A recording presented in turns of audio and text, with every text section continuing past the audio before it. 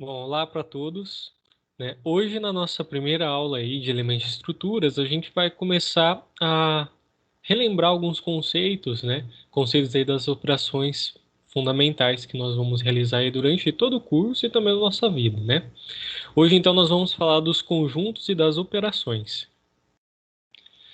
Bom, para poder falar de operação numérica, a gente tem que falar o que é número. Intuitivamente, a gente sabe, né, o que é número: 1, 2, 3, 4, 3,5, 0,25, 70%. Mas basicamente o número é um conceito utilizado para contar alguma coisa, ordenar ou medir, né? E nas edificações a gente tem muitas medições e muitas contagens. Por exemplo, quando eu preciso saber o quantitativo de quantos quilos de cimento vão ser necessários por metro cúbico de concreto. Então eu preciso aí de um número, de uma quantidade, né? Eu posso medir, por exemplo, a área de um cômodo. Também é um conceito numérico. E a representação desses números é feita através de um numeral, que é um símbolo, né? Expressos aí por sons ou escritas. E basicamente, né, os números eles vão constituir o princípio de todas as coisas, principalmente das parte das ciências exatas, né? A gente precisa quantificar sempre. E existem diferentes tipos de números. Nós vamos estudar isso ainda nas próximas aulas, mas, por exemplo, a gente tem os números naturais, que são aqueles que a gente conhece: o 0, 1, 2, 3, 4, 15, 300, 1000. Né? A gente tem os números inteiros, que são os números negativos, são os positivos, os negativos, né?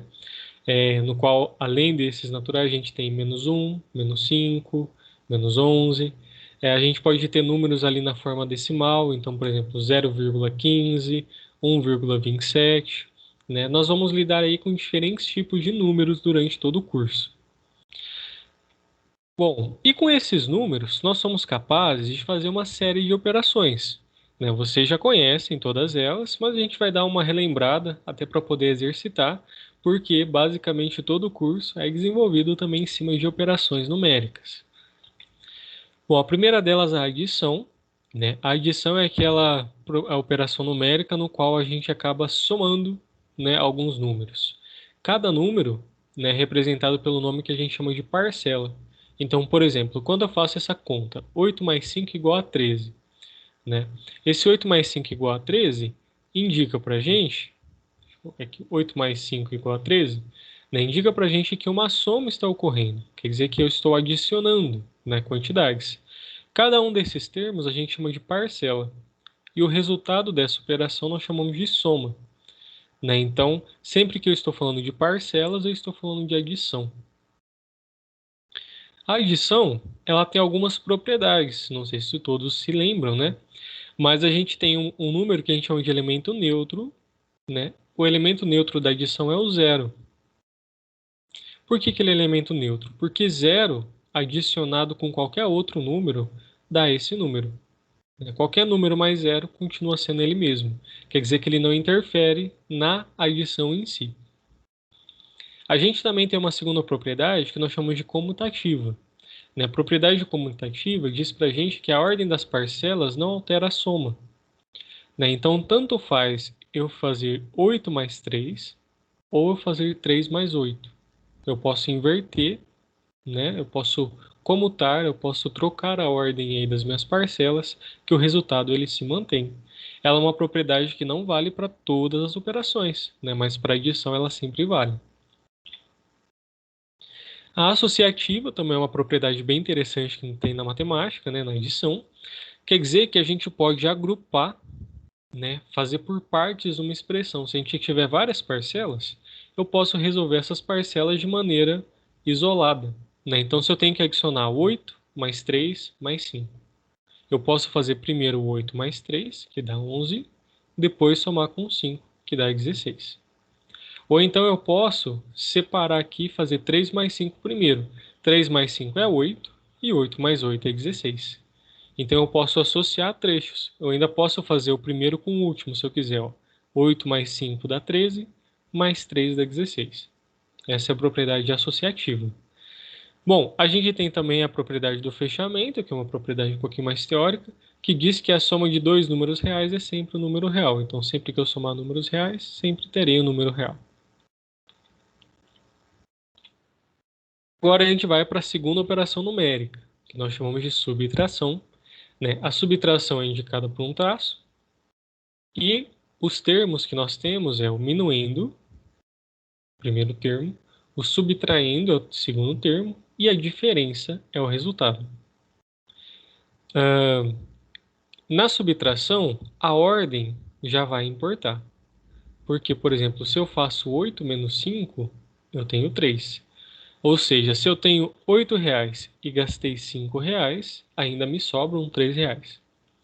Mas agora, se for ao contrário, se eu tenho R$ 5 e gastei R$ 8, eu estou devendo R$ 3. Repara que nessa modificação eu já tenho um resultado diferente. Por isso a subtração ela não é comutativa na sua essência, né? E nem associativa, porque eu preciso fazer os cálculos aí na ordem nos quais ele aparece. Bom, a ordem do processo vai influir no resultado, né? Se eu trocar o símbolo, né? Se eu trocar os números desse símbolo, eu vou ter problemas aí. Mas a gente vai ver que, na verdade, uma subtração, ela também pode ser uma adição, só que com números negativos, que é o que nós vamos falar aí nas próximas aulas também. Né? Então, por exemplo, quando eu faço 8 menos 8, eu penso dessa maneira, né? Eu tenho 8 e estou somando com uma dívida de 8. Então, se eu tenho 8 e estou devendo 8, estou somando, na verdade, uma dívida, né? Um número positivo com um número negativo. Por isso, o resultado é zero. Né? Então, por exemplo, se eu faço 15 mais 8, a gente sabe que é 23. Né? Agora, 15 menos 8 vai ser 15 positivo mais uma dívida de 8. Então, se eu tenho 15 e devo 8, eu tenho 7. Agora, se eu fizer o contrário, se eu tenho 8 e devo 15, aí meu resultado já é negativo, né? Porque eu fico devendo 7. Se eu devo 15 e devo 8, no final das contas, eu devo 23. Então, repare que aqui tem 4 possibilidades. Ó. Todo mundo positivo, o resultado é positivo. E se eu tenho positivo e negativo, eu preciso ver. Se o negativo é menor, o resultado dá positivo. Se o negativo é maior, o resultado vai dar negativo. E se os dois forem negativos, o meu resultado é negativo. Esse númerozinho, né, o sinal de menos, ele também é entendido como o oposto do número. Né? Nós vamos entender isso também mais a fundo em próximas aulas, mas o oposto de um número é justamente aquele que, se eu somar com o número original, vai dar zero. Então é aquele que sempre faz dar zero. Qual que é o oposto de 8? É menos 8. Qual que é o oposto de 3? É menos 3. Qual que é o oposto de menos 5? Né? Qual número que com uma dívida de menos 5 dá zero? Número 5. Né? Nós vamos aí entender um pouquinho mais para frente. Bom, vamos praticar então. Né? Vamos determinar o resultado dessas expressões. Né? Então, 439 menos 58. Bom, para a gente fazer na mão, vamos relembrar como a gente faz essa conta na mão. Né? 9 menos 8 dá 1. 3 menos 5 eu não consigo fazer, então eu preciso usar a técnica do pedir emprestado. Né? Eu peço emprestado para o vizinho ali, ele fica com 3, e agora virou 13. 13 menos 5, 8, e o 3 menos 0, 3. Então o resultado é 381. Agora, 117 mais 36 mais 72, eu posso somar todo mundo de uma vez. Né? Então, 7 mais 6, 13. Mais 2, 15. Vai 1. 1 mais 1, 2. Mais 3, 5. Mais 7, 12. Vai 1. 1 mais 1, 2. E agora, como eu tenho uma expressão como essa? Eu vou resolver na ordem que ela aparece aqui, com calma. Então, ó, 117 menos 36, 7 menos 6 dá 1. 1 não dá para eu tirar 3, então eu tenho que pedir emprestado, vira 11. 11 menos 3, 8. Então, repare que isso aqui dá 81. E eu tenho que somar agora ainda com 72. 81 mais 72, 1 mais 2, 3. 8 mais 7, 15. Então, o resultado dessa expressão é 153. Professor, mas esses exercícios são muito tranquilos, né? Muito fácil, já fiz isso, dá para fazer na calculadora. Não tem problema, a ideia é a gente revisar mesmo, né? E retomando aí, né? Exercitando, porque a matéria também ela vai acabar complicando um pouquinho. Tá bom que todo mundo caminhe junto aí nos conceitos. Bom, falamos de adição e subtração. Agora vamos falar da multiplicação. Bom, a multiplicação é simbolizada muitas vezes por um x ou às vezes por um ponto, né? Eu também posso representar assim, 8 vezes 5, 40. Bom, na multiplicação, cada número a gente chama de fator, né? Então, primeiro fator, segundo fator e o resultado a gente chama de produto. A multiplicação nada mais é do que uma soma, né? Que a gente faz várias vezes. Então, quando eu digo 8 vezes 5, quer dizer que o 5 está aparecendo 8 vezes. Eu tenho que somar o 5 8 vezes. Então, 8 vezes 5 é 5 mais 5 mais 5 mais 5 mais 5 mais 5 mais 5 mais 5. Né? Então, a gente representa toda essa soma repetida por uma multiplicação. Então, se eu tenho 8 vezes o 5, eu tenho, literalmente, 8 vezes 5. Né? O resultado dá 40. Propriedades da multiplicação são parecidas com a da adição. Né? Na multiplicação, a gente tem um elemento neutro também. Só que na multiplicação, o elemento neutro é o número 1. Porque 1 vezes qualquer número é o próprio número, sempre. Já a comutativa ela também vale nesse caso, porque a ordem dos fatores não altera o produto. Isso quer dizer o quê? Que 8 vezes 3 é a mesma coisa que 3 vezes 8. Né? Então, se eu faço 8 vezes 3, eu estou fazendo isso aqui, mais 3, mais 3, mais 3, mais 3. Se eu faço 3 vezes 8, estou fazendo isso aqui. E reparem que o resultado é sempre 24. Né? Então, a multiplicação ela é uma propriedade ela é uma operação comutativa. E isso é muito útil muitas vezes para a gente, né? Porque às vezes é mais fácil a gente multiplicar um número pequeno por um grande, ordenar ali a nossa expressão, até porque ela também é associativa. Né? Isso quer dizer que também numa expressão com vários produtos, né, várias multiplicações, eu posso escolher qual que eu faço primeiro. Né? Isso ajuda bastante, porque 8 vezes 3 vezes 5 às vezes fica complicado. Né? Mas muitas vezes se eu fizer, por exemplo, 8 vezes 3 dá 24, 24 vezes 5, 120. Ou 5 vezes 8, que dá 40, 40 vezes 3, 120. Ou 8 vezes 15, que também dá 120. Então eu posso associar, né? Eu posso escolher a ordem no qual eu vou fazer os produtos. Né? Reparem que isso sempre vale quando é só produto que eu tenho. Se eu tiver produto e soma e subtração, aí já é um pouquinho diferente, a gente vai falar na próxima aula. Bom, a multiplicação também tem a propriedade do fechamento. O que quer dizer isso? Que o produto de dois ou mais números resulta em um número real. Né? Então, todos esses números, produto é sempre um número real. Também é uma propriedade um pouquinho mais teórica, mas também faz parte. E da multiplicação agora, a gente vai falar de uma das principais propriedades que a gente usa muito. Né? Então, atenção para quem não se lembra, porque ela realmente é muito importante, que é a propriedade distributiva. Anotem aí no caderno de vocês, com muito carinho, porque a gente vai usar bastante essa propriedade. Né? O que é uma propriedade distributiva? É uma propriedade que diz que a gente pode distribuir o produto se estiver acontecendo uma soma ou uma diferença. Como assim, professor? Repara nessa expressão aqui, ó. 8 vezes, entre parênteses, 4 mais 5. Você vai falar, não, eu vou fazer 4 mais 5 é 9, vezes 8 é 72. Tudo bem. Mas o que quer dizer a propriedade distributiva? Sempre que eu tenho vezes e alguma coisa entre parênteses, eu posso abrir essa multiplicação.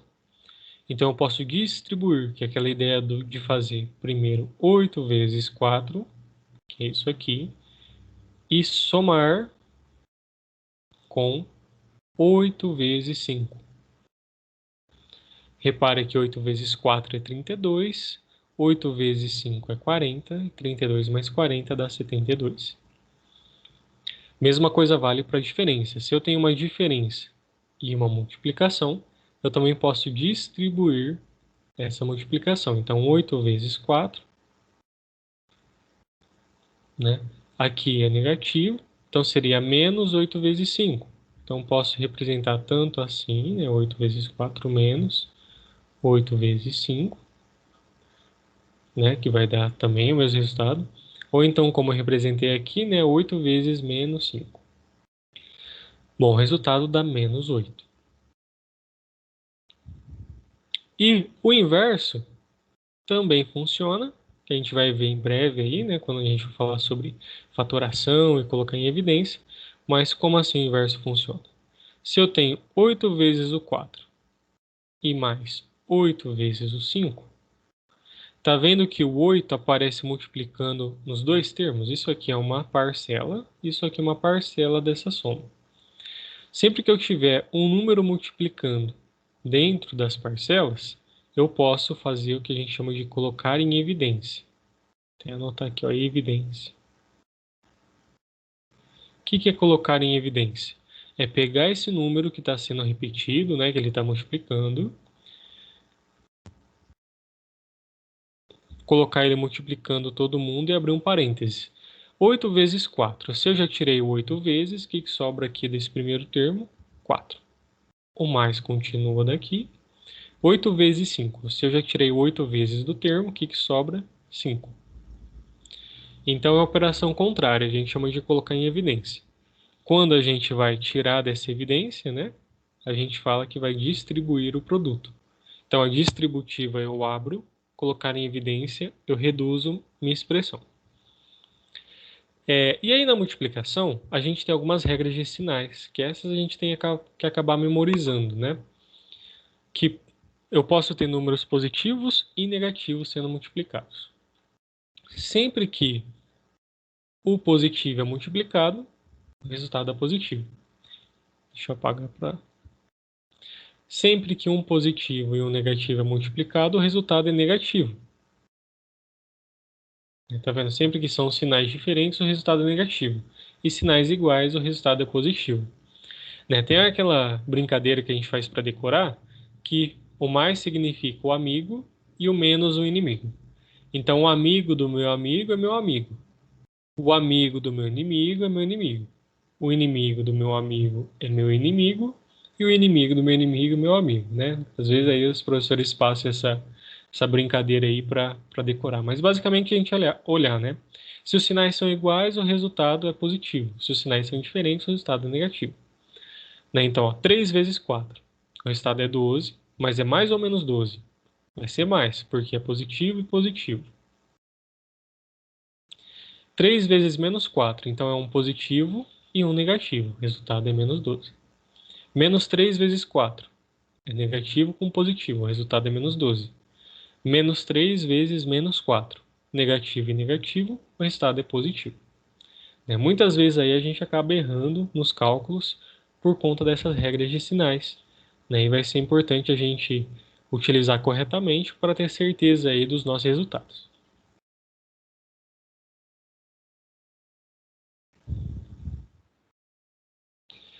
Bom, um exemplo então, 27 vezes 15.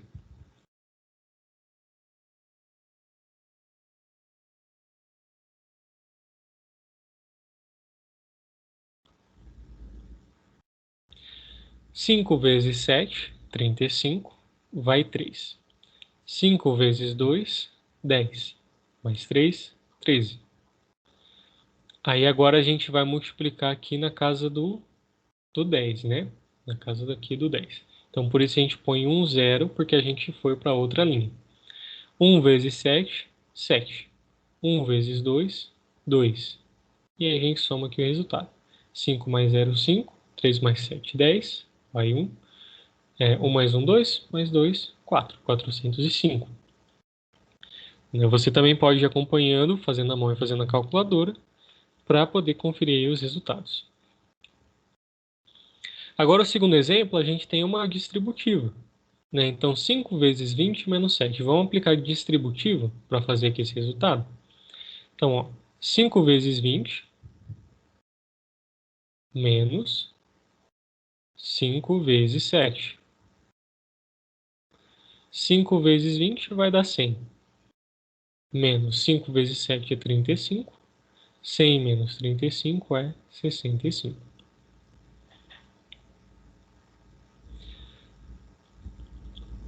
E agora aqui no nosso último... Ah, esqueci de comentar com vocês, né? A gente está aqui olhando os sinais também, né?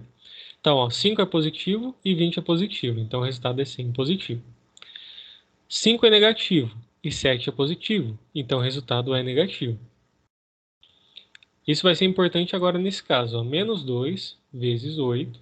Então, eu vou colocar entre parênteses, né? Para a gente lembrar que é negativo.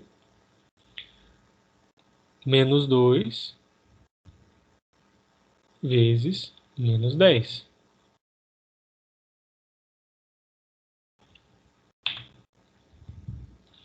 Então, vamos lá. Menos 2 vezes 8. Né? Então, dá mais com menos, dá menos 16. Menos com menos dá mais. 2 vezes 10, 20. 16. 20 menos 16, né? A gente tem 4.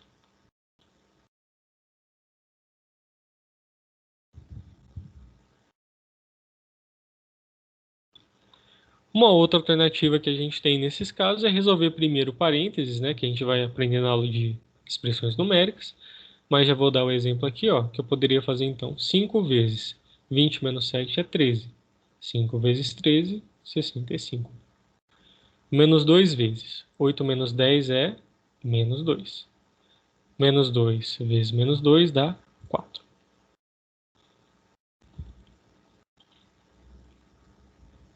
Lembrem de ir anotando suas dúvidas, né, que vocês tiverem quando estiver assistindo. Pode mandar lá no Teams, pode perguntar na aula, né, para a gente poder ir discutindo.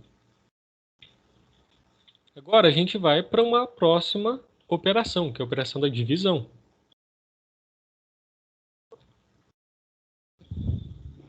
Bom, a divisão ela é representada muitas vezes, né, nesse formato, né, ponto tras ponto, ou dois pontos, muitas vezes, ou também uma barra de fração.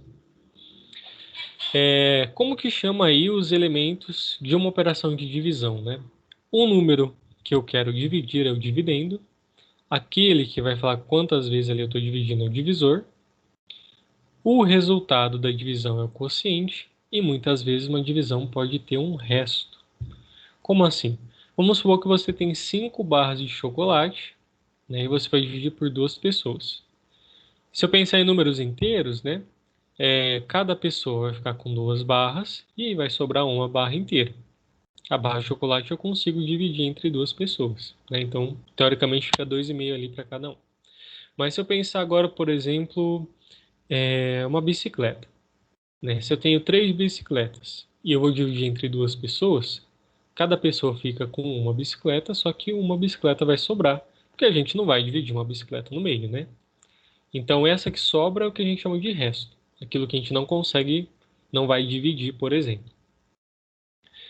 Bom, uma divisão também pode ser representada na forma de uma fração, né? Então, seria 2 dividido por 5, né? O numerador é o número de cima e o denominador é o número de baixo. Na próxima aula a gente vai falar só sobre frações, tá bom? E aí a gente vai entender um pouco mais sobre esse conceito. Quando a divisão resulta em zero, quer dizer que não sobra nada de resto, né? Deu tudo certo, por exemplo, no exemplo de 4 chocolates para duas pessoas. Cada uma fica com duas, não sobra nada. Isso a gente chama de divisão exata, né? E um detalhe que a gente tem é que não é possível dividir por zero, né? Como assim não é possível dividir por zero? Eu não posso pegar 4 barras de chocolate e dividir para ninguém. Isso aqui não existe, né? Porque 4 barras de chocolate para uma pessoa são 4 barras. Mas 4 barras para ninguém não existe. Mas, por outro lado, eu posso ter o zero sendo dividido. Então, assim, se eu tenho 0 barras de chocolate e eu vou dividir para 4 pessoas, quer dizer que cada uma vai ficar com zero. porque as pessoas existem. No caso do zero aqui no denominador não pode, porque direi que essas pessoas não estão existindo, né? Claro que eu estou dando um exemplo, mas é uma regra matemática, que eu nunca posso dividir por zero. Propriedades da divisão. Divisão ela não é comutativa, né? A ordem interessa. Então, assim, 4 barras divididos para 2 pessoas dá um resultado. 2 barras dividido para 4 pessoas já é outro resultado. Isso que eu estou falando aqui, ó. 4 dividido por 2 é uma coisa, é 2. Agora, 2 dividido por 4 já é outro resultado. Então, a ordem ela interessa.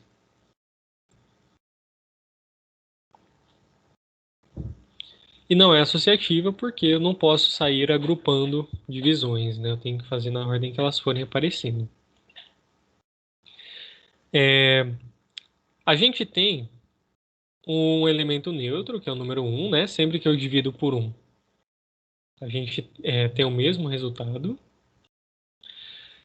E na divisão, ela também pode ser entendida como uma multiplicação de inverso. Meu Deus, que nome diferente, né? Mas o que é esse conceito de inverso? Inverso é o número que, quando eu multiplico por outro, né, ele resulta em 1. Então, assim, quando eu vou fazer 8 dividido por 1, é como se eu estivesse fazendo 8 vezes o inverso. E a gente vai falar disso de inverso mais para frente, mas por enquanto só vamos entender que existe um inverso também na divisão. Bom, o inverso é o que a gente chama de 1 dividido por n.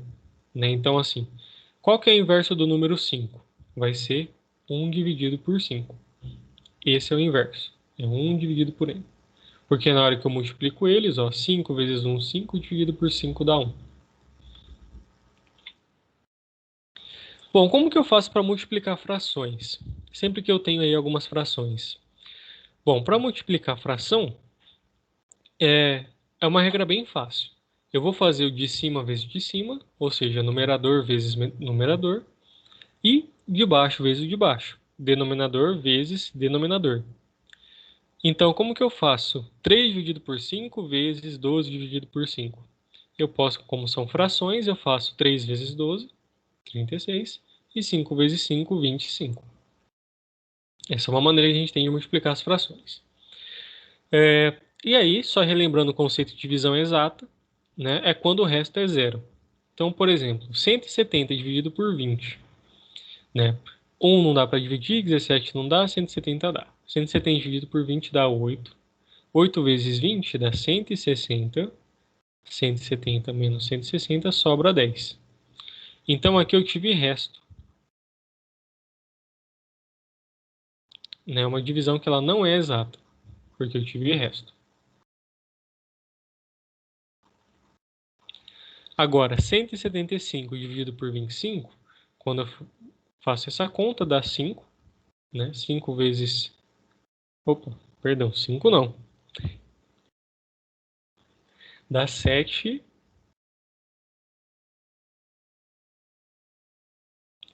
7 vezes 5, 35. 7 vezes 2, 14, mais 3, 7. Aí, 165 menos 175 dá 0. Como o resto é zero, essa é uma divisão que a gente chama de divisão exata. Então deu certinho, sobrou nada. Isso é uma divisão exata. Então vamos exercitar isso. Determine o quociente e o resto de cada uma dessas divisões. 27 dividido por 4, né? Repara que 7 vezes 4 é 28, então não dá. 6 vezes 4 é 24. 27 menos 24, 3. Então, o resto é 3. E o quociente é 6. Então, eu posso escrever assim, 27 é a mesma coisa que 6 vezes 4, 6 vezes 4, mais o resto. 6 vezes 4, mais o resto. 6 vezes 4, 24, mais 3, 27. 30 dividido por 6. 30 dividido por 6 dá 5. 5 vezes 6 é 30. 30 menos 30 é 0. Então, esse é o quociente e esse é o resto. Então, eu posso escrever assim, 30 é a mesma coisa que 5 vezes 6 mais 0. 5 vezes 6, 30, mais 0. 100 dividido por 12. 100 dividido por 12 é 8. 8 vezes 2 é 16. 8 vezes 1 é 10. Mais o 1 que sobrou ali do 16 dá 96. 100 menos 96, 4. Então, 8 é o quociente, 4 é o resto. Então, 100 é a mesma coisa que 8 vezes 12 mais 4. Essa é uma propriedade aí que tem na divisão de você poder, na verdade, reescrever o número, né, como esse resultado aí do quociente e do resto. Bom, determine o inverso de 15. Lembra que o inverso do número n é 1 dividido por n. O que isso quer dizer? O inverso de 15 é 1 dividido por 15. Esse é o inverso dele. Agora, qual que é o inverso de 8 dividido por 12? É só inverter literalmente, né? Por isso que chama inverso. O 15 a gente sempre pode escrever como 15 dividido por 1. Né? Por isso que a gente põe o 1 lá em cima e o 15 embaixo. Então eu vou colocar o 12 em cima e o 8 embaixo. O inverso de uma fração é a gente inverter o numerador e o denominador. Bom, agora a gente vai chegar aí, caminhando à reta final da nossa aula, já até aqui um pouco mais extensa, né? Porque tem bastante conceito relacionado, mas vamos lá. Repararam ali no exercício da divisão que a gente fazia a divisão e depois eu reescrevi o número como quociente vezes o divisor mais o resto. Quociente vezes divisor mais o resto. Quociente vezes divisor mais o resto.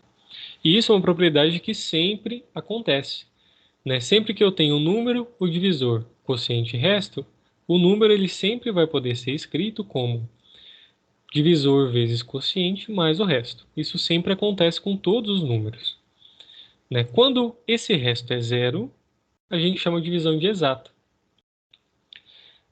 E para divisões que são exatas, então eu vou ter um número assim. O número vai ser o divisor vezes o quociente. A gente fala que o divisor e o quociente são divisores do número n. Então, no exemplo que a gente tinha, vamos pegar o 30 dividido por 5, né, que era a nossa divisão exata, porque o resto é zero. Então, ó, 30, a gente viu que é a mesma coisa que 5 vezes 6, porque 30 dividido por 5 é 6.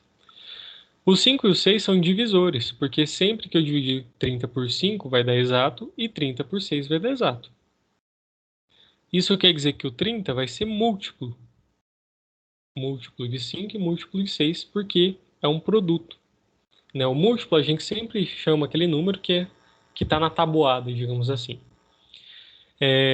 Então, por exemplo, se eu pensar aqui, quais são os divisores de 12? Então, vamos lá.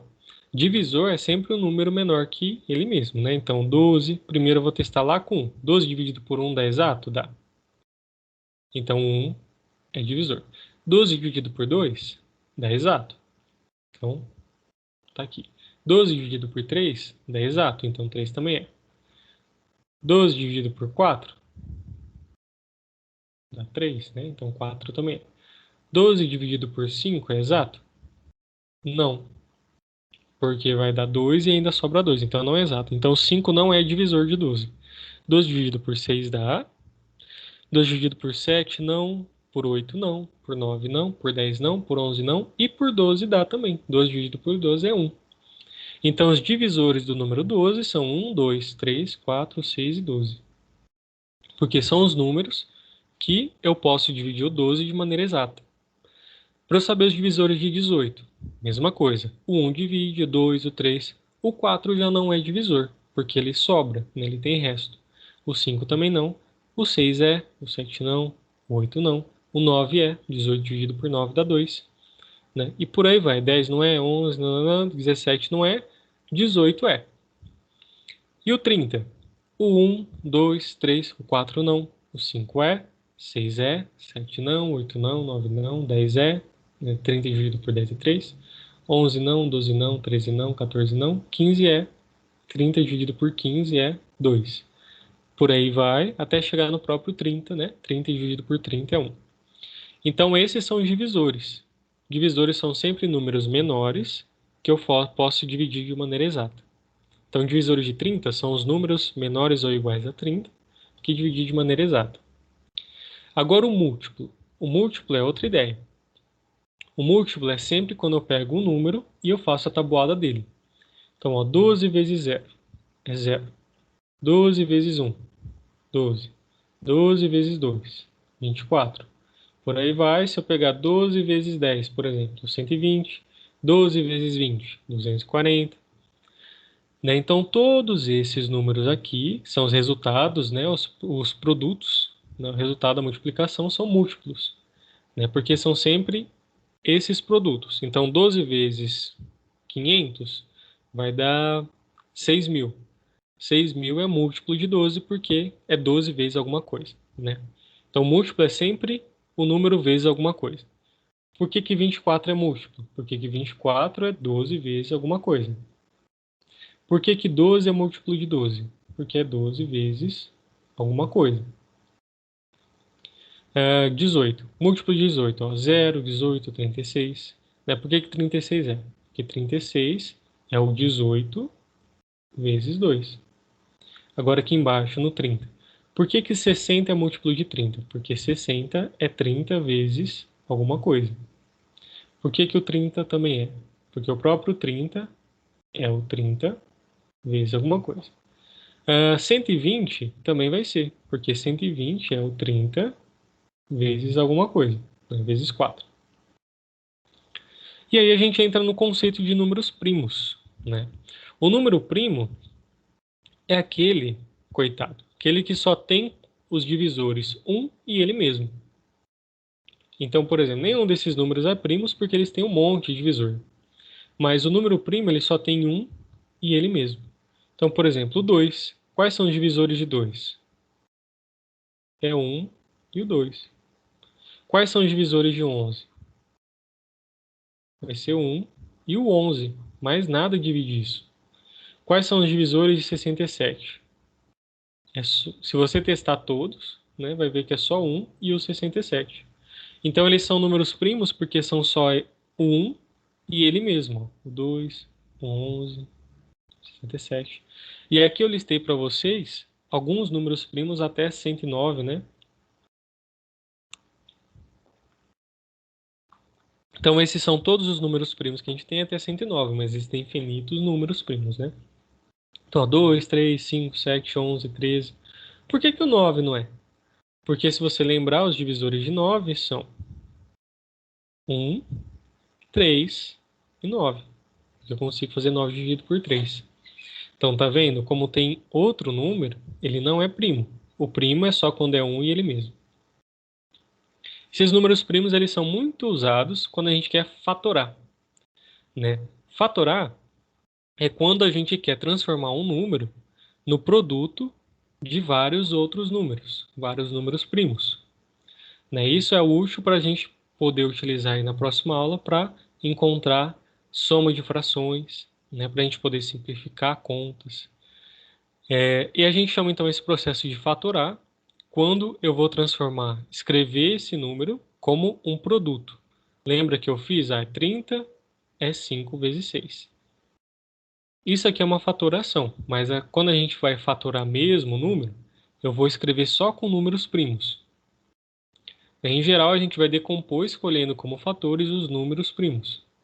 Como que a gente faz para poder reescrever o número? Tem uma regrinha que a gente usa, que é assim, eu vou colocar o número que eu quero fatorar. Puxo um traço, e aí eu começo. Eu vou pegar a lista de números primos e vou testar. 30 dá para dividir por 2? Dá. Então ponho 2 aqui. 30 dividido por 2, 15. 15 dá para dividir por 2? Não. Vou para o próximo. Dá para dividir por 3? Dá. Então 15 dividido, escrevo 3, né? 15 dividido por 3 dá 5. Então eu sempre divido e ponho aqui. Divido, ponho aqui. É 5. 5 dá para dividir por 2? Não. Por 3? Não. Por 5 dá? Sim. 5 dividido por 5, 1. Na hora que eu chego no 1, acabou. Então eu consigo escrever que o 30 é 2 vezes 3 vezes 5, que são esses números aqui.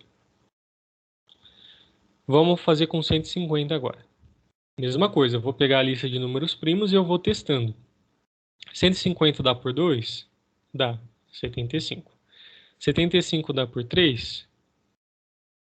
Aliás, dá por 2? Não. Dá por 3, que é o próximo? Sim. 75 por 3 é 25. 25 dá por 2? Não. Por 3 não. Dá por 5? Dá. 25 por 5 dá 5. 5 não é por 2, não é por 3, mas é por 5, que dá 1. Então, ó, 150 vai ser 2 vezes 3 vezes 5 vezes 5. Repare que se você fizer essa conta, vai dar 150. Vamos fazer mais um aqui. Vou pegar, deixa eu ver, o 60. Primeiro que eu testo é o 2, se ele for par, né? 60 por 2, dá. Dá 30. 30 dá por 2? Dá também. Sobra 15. 15 dá por 2? Não. O próximo da lista é o 3. Dá por 3. Sobra 5. 5 não é por 2, não é por 3, mas é por 5. Sobra 1. Então, 60 é a mesma coisa que 2 vezes 2 vezes 3 vezes 5. Então, isso aí é o que a gente chama de fatorar o número.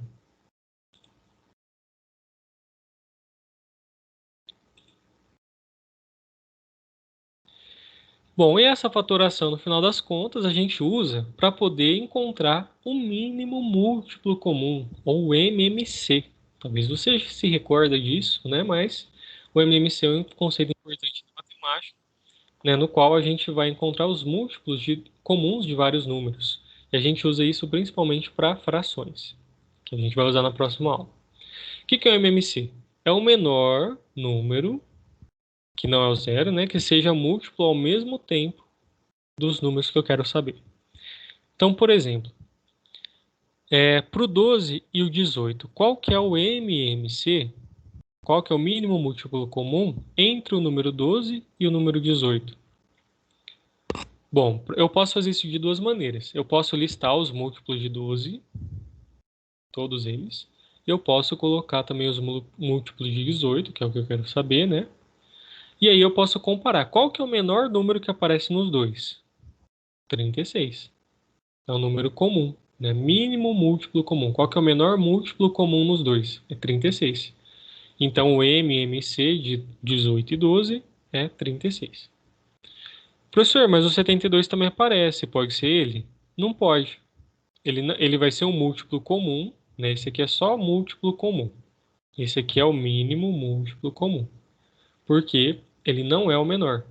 Ele é um múltiplo comum, mas não é o mínimo. O MMC é sempre o mínimo múltiplo comum. Uma maneira fácil de encontrar o MMC desses números é quando a gente vai fatorar ao mesmo tempo, né? E depois a gente multiplica ali os fatores.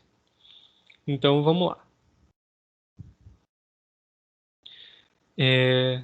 Se eu quero saber o mínimo múltiplo comum de 18 e 12, como que eu vou fazer isso?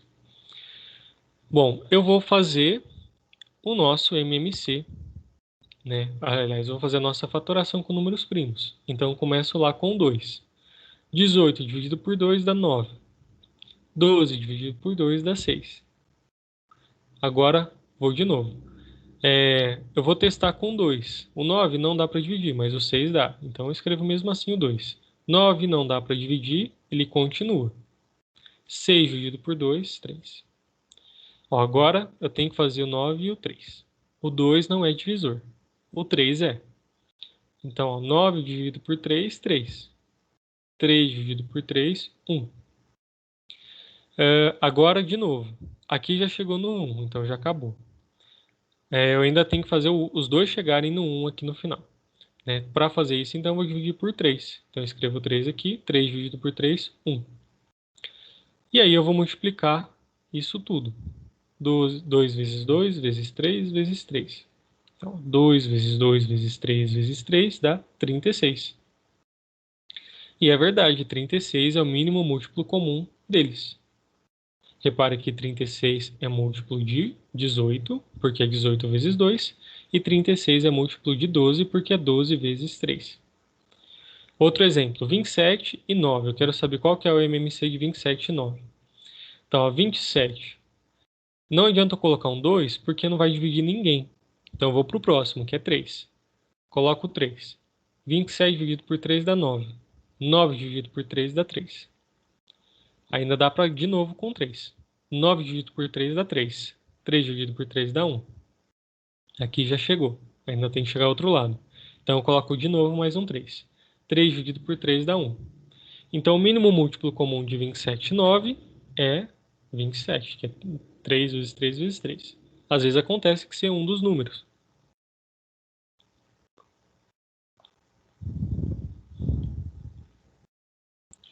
Vou fazer aqui pequenininho mais um exemplo.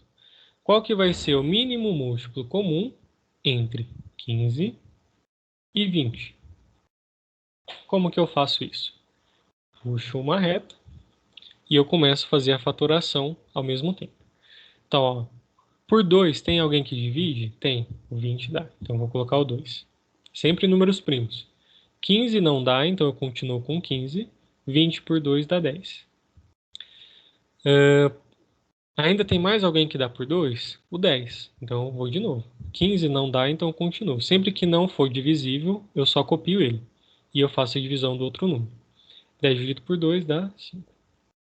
Bom, por 2 não dá mais ninguém. Agora o próximo número primo é 3. Por 3. 15 dá por 3, né? 15 por 3 é 5. O 5 não dá, então eu só copio ele. Bom, não tem mais ninguém por 3, eu vou pro próximo. Tem alguém por 5? Tem. Os dois, inclusive. 5 dividido por 5 dá 1. 5 dividido por 5 dá 1. Quando os dois chegarem com 1, quer dizer que terminou já o processo. Então eu vou multiplicar todo mundo. Vou colocar aqui do lado. Vai ficar 2 vezes 2 vezes 3 vezes 5. Isso aqui é 60. Então o mínimo múltiplo comum de 15 e 20 é 60. Bom, pessoal, hoje a aula foi mais extensa, né? A gente viu aí sobre muitas propriedades e principalmente esses conceitos de fatores, múltiplos, mínimo múltiplo comum. Então tente fazer novamente esses exemplos, veja se vocês entenderam e qualquer dúvida a gente conversa aí então no nosso próximo encontro. Vocês podem mandar também sempre, né, por mensagens, né, aí nos nossos sistemas. Então, uma boa semana a todos e até a próxima.